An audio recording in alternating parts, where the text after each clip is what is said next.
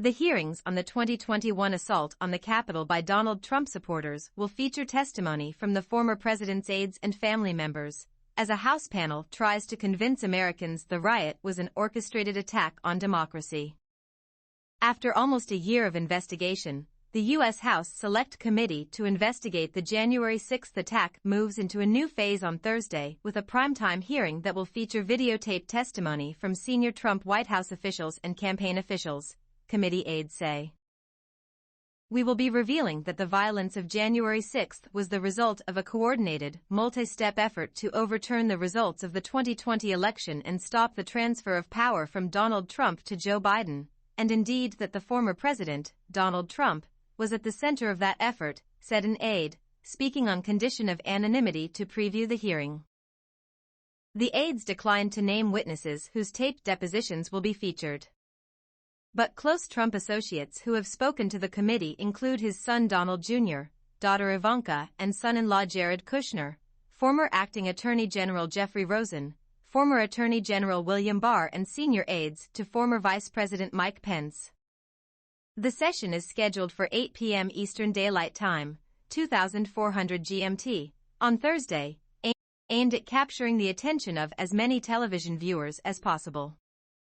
The hearing will feature two in-person witnesses, U.S. Capitol Police Officer Caroline Edwards, who sustained a traumatic brain injury in the attack, and Nick Quested, a filmmaker who captured footage of the far-right Proud Boys group, accused of planning the deadly attack.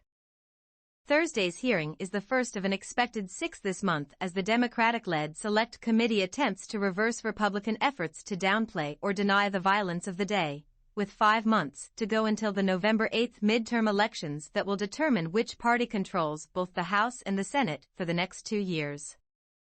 The committee wants to make the case not just that January 6 was planned with the cooperation of members of Trump's inner circle, but that there is an ongoing threat to U.S. democracy.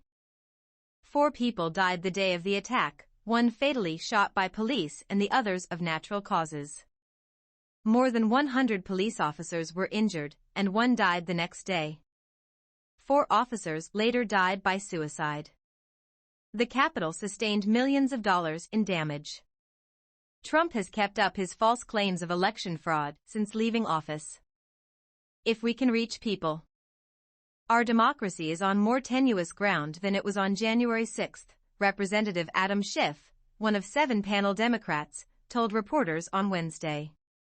We will succeed if we can reach people with an open mind, if we can awaken the American public to the threat that still exists to our democracy.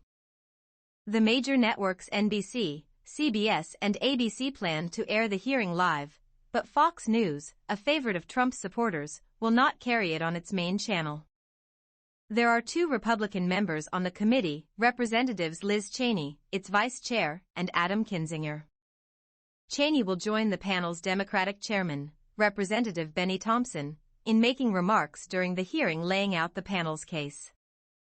Trump, who is publicly flirting with another White House run in 2024, has denied wrongdoing and accused the committee of engaging in a political attack. Some congressional Republicans condemned Trump in the first days after the attack, but since then almost all have shifted their tone.